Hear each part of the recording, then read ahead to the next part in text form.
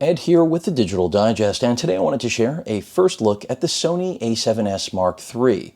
Now, you've probably watched numerous videos about this camera already. It's already out on the market.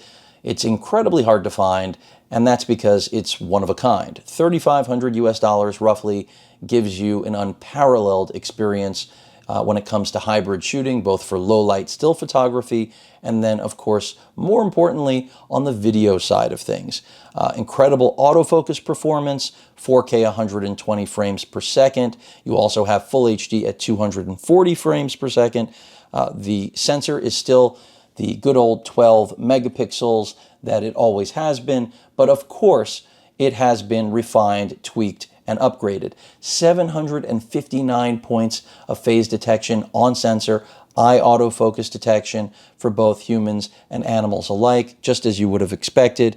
I mean, really an incredible camera, and in my opinion, Sony's the epitome of Sony's DI business when it comes to video and the fact that they are all about hybrid capability.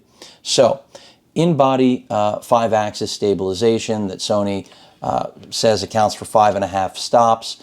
You also have active steady shot now, which is a welcomed addition, which means you can shoot handheld video without it looking like it's going to make someone nauseous. Now, I still don't think active steady shot is a selling point for someone who really wants this camera, like I do the overall feature set, and of course this brand new EVF that is somewhere around like 9.5 million pixels. I mean, this is the highest resolution EVF. I'm excited to test that out.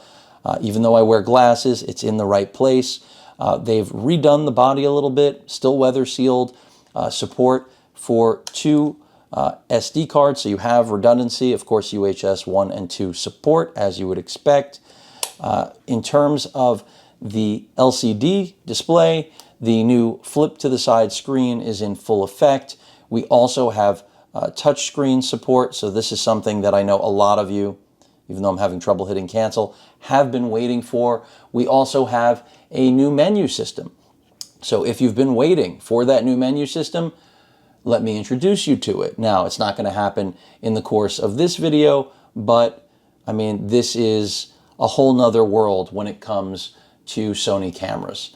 No other camera in Sony's lineup has this new menu system other than the a7S Mark III, so this is yet another notch in its belt. But again, this is all about its video performance. Sony has stated that you will be able to capture 4K at 60 frames per second for 1 hour without any overheating problems. And I know a lot of reviewers have already done tests on this, but I'm going to stick to my own experience as I always do, and not lean on other people's opinions or experiences, because guess what? Everybody's got different ones, right?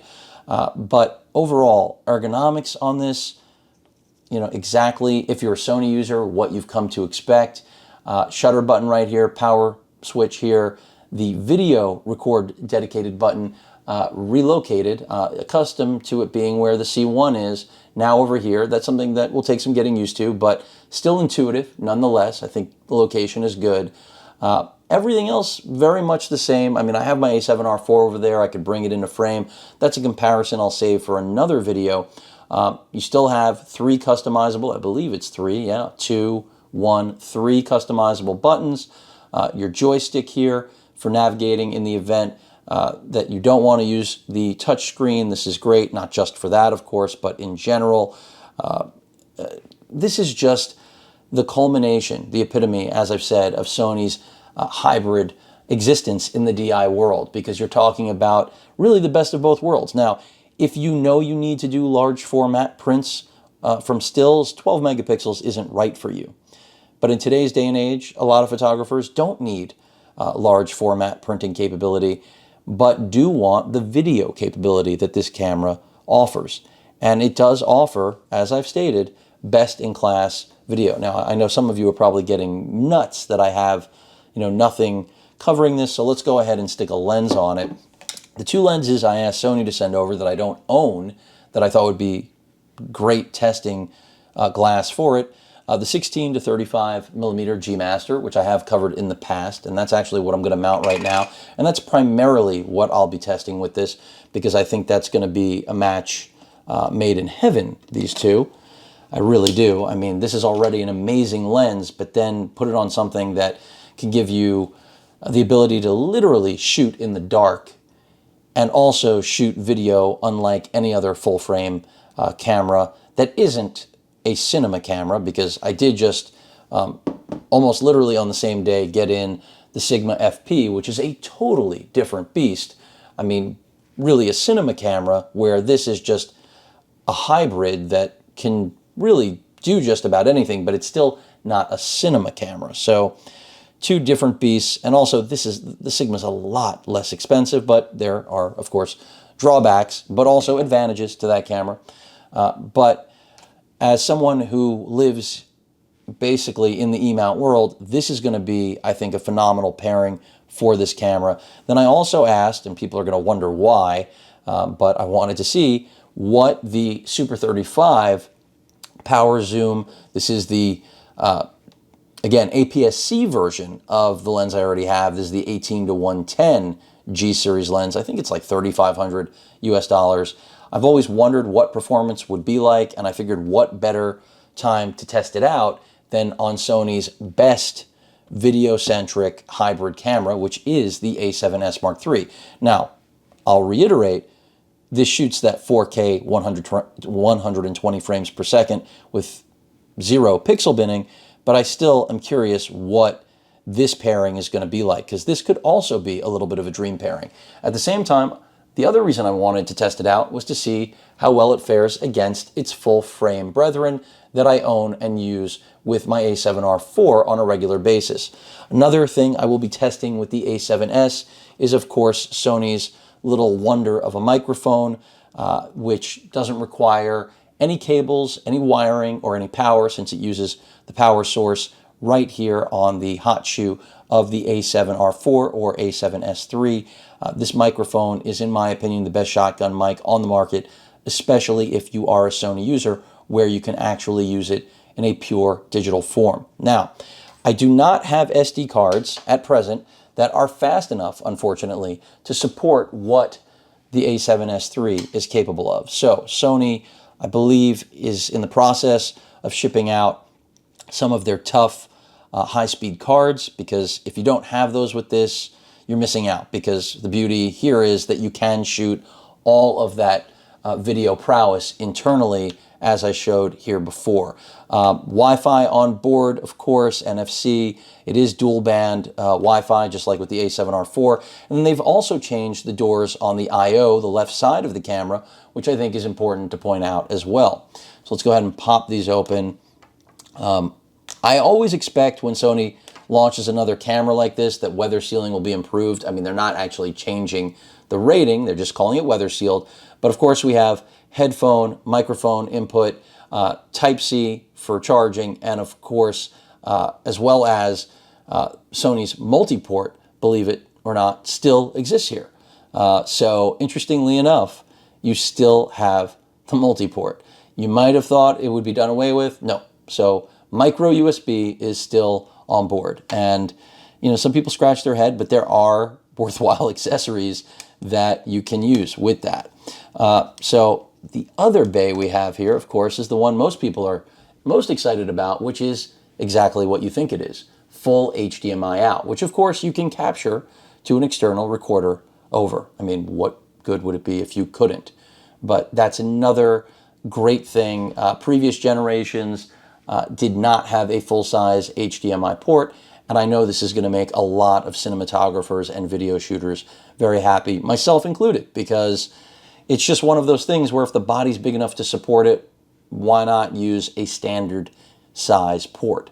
And now you've got it. So if you're looking for the hybrid camera that, as I said, can shoot in the dark, has unparalleled autofocus, and then in addition, 4K 120 frames per second. Did I not mention it's 10-bit? It is. And on top of that, the full HD 240 frames per second. It's a fairly amazing piece of kit. And the battery life still should be solid. I mean, Sony's Z series batteries, I've been using them now for quite a while, and they're solid. And of course, easy to keep a few in the bag. You can power this with a battery bank, so in the event that's not going to do it for you, you can go the route of a dummy battery, obviously, and power this entire operation that way. But no matter how you slice it, at present, this is arguably the hottest camera on the market, and for good reason. Color performance is top-notch, autofocus, really unparalleled. I mean, only the A9 Mark II, which is not a video camera, it's a still camera. Yeah, it can shoot 4K video at 30 frames per second, but it's not going to deliver anything quite like this. And other lenses I'll be testing this with, I mean, I'm looking around the studio now. I have a few others that I will be testing out to see, but the main competitors you've already seen right here. I'll probably also try out the Zeiss 16 to 35 f4. I'll probably also try out, let me just see over here. I mean, it really all comes down to what I think is going to be optimal for this. I mean, I have the Zeiss 55 Prime. I also have the Zeiss 24 to 70, but that lens I don't think is really worth it. I think a very popular lens I'll be testing this out with is probably going to be the 24 to 105. And again, I'm interested to see what the active steady shot is like with it, because my experience with active steady shot has been good. It's not game changing because, again, if you really want best performance, active steady shot is taking away from that overall quality that this camera, and specifically this lens pairing, really any good lens, native E-mount lens pairing, is going to have to offer. So excited to test this out, excited to see what that 4K 120 frame per second silky smooth video looks like. And don't forget, you've got S-Log 2 and 3 HLG, 16-bit raw footage at up to 60p can also be output through that full-size HDMI port that I was just showing you. I mean, it's just a monster of a camera, and that's why right now, as I stated at the top of the video, good luck trying to find one. They are basically impossible to come by, and that's part of the reason it took so long for my loaner to arrive. And hopefully, it's not too late. Hopefully people are still interested in what I think of this, even though I have literally yet to see one negative video or written review about this camera. But that pretty much rounds it out. Again, this is the Sony a7S Mark III, my first look at this beast. I'll also be comparing it to the Sigma FP that I brought into frame earlier. Really different cameras, but both very much video-centric. Of course, the FP more video-centric, but also a lot less expensive, not focused, and I'm not trying to be cute, on autofocus in the way this camera is, not focused on low light sensitivity. This is all about raw video, 4K raw video. But then, the a7S Mark III comes in with the ability to shoot 4K 120 frames per second internally. Everything here has to be done externally. So that's something to keep in mind. With the FP, it is a cinema camera at a great price, but internal recording is not what you'll be doing. This is really meant to be a complete solution. Of course, you can throw a cage on this, put anything you want on it, but the FP is designed to be in a cage, in my opinion, all the way. So that pretty much rounds things out. Just excited. It's going to be very cool testing out the FP and the a7S Mark III simultaneously, especially with the FP having new firmware. They are different beasts, but I think they attract much of the same attention.